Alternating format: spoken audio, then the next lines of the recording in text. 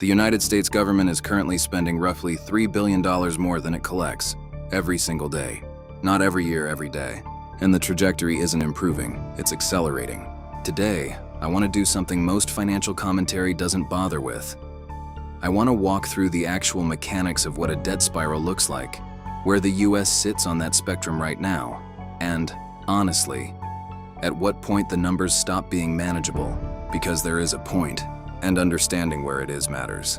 Before we get into the numbers, let me explain why this is not just an abstract government accounting problem, why it directly affects you, your savings, your purchasing power, and the stability of the financial system you operate in. When a government spends more than it earns, it has two options: borrow or print. Borrowing means issuing treasury bonds, which means paying interest to whoever holds them. Printing means expanding the money supply, which means inflation. The United States has, to varying degrees, been doing both for decades. The question is not whether this has consequences. It does. The question is when those consequences become impossible to absorb or delay. And the answer to that question is getting closer, faster than the official narrative suggests. Let's look at 4 data points that together paint a very clear picture.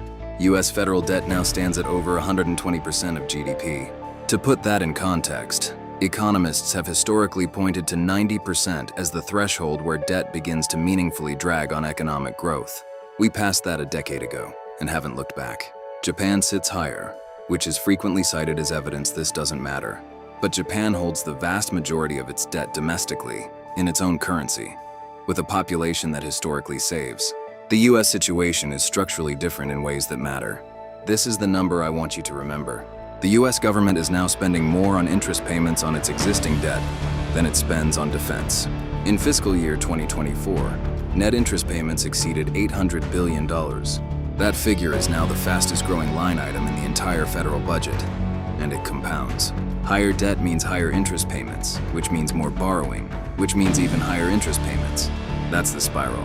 For decades, there were reliable buyers for US Treasury bonds: China, Japan, and domestic institutions. That buyer base is shrinking. China has been reducing its treasury holdings significantly. Japan is under its own fiscal pressure. The Fed, which was a major buyer during quantitative easing, is now in quantitative tightening mode. So who's buying? Increasingly, it's domestic buyers at higher interest rates, which loops back to point 2. Here's the part that rarely gets discussed. The political system has no realistic mechanism to address this. Fixing the debt trajectory requires either raising taxes significantly, cutting entitlement spending dramatically, or both. Both are politically near impossible, which means the default trajectory is more of the same: more borrowing, more interest, more pressure on the dollar. So the question I titled this video around: at what point does this become uncontrollable? And I want to answer that honestly, which means acknowledging the uncertainty. The US dollar is still the world's reserve currency. That gives the US an extraordinary privilege. It can borrow in a currency it controls, and global demand for dollars provides a structural buffer that no other country has. That buffer is real. It has protected the US from consequences that would have hit other countries much sooner.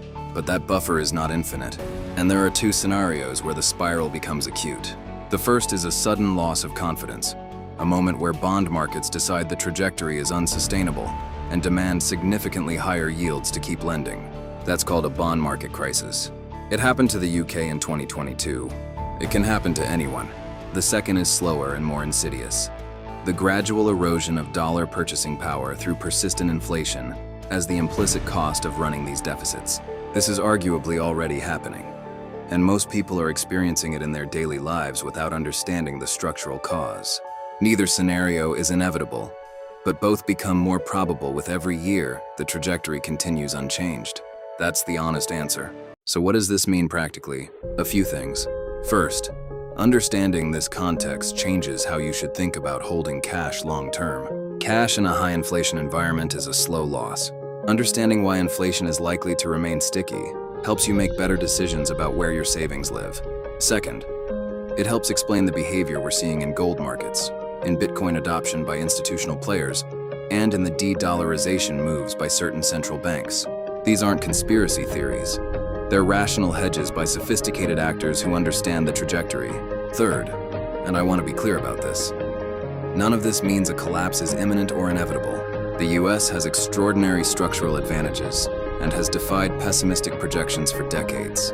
What it means is that the risk is real, it's directional, and it's worth understanding, so that whatever happens, you are not caught completely off guard. Next week, we're going deep on de-dollarization. Is the world actually moving away from the dollar, or is that overhyped? I'll show you the data and give you an honest answer. Subscribe so you don't miss it. And if this analysis has you thinking about your own trading and how to navigate these markets practically, I run a second channel called Capital Collapse, focused on trader psychology and discipline. Link in the description. See you next week.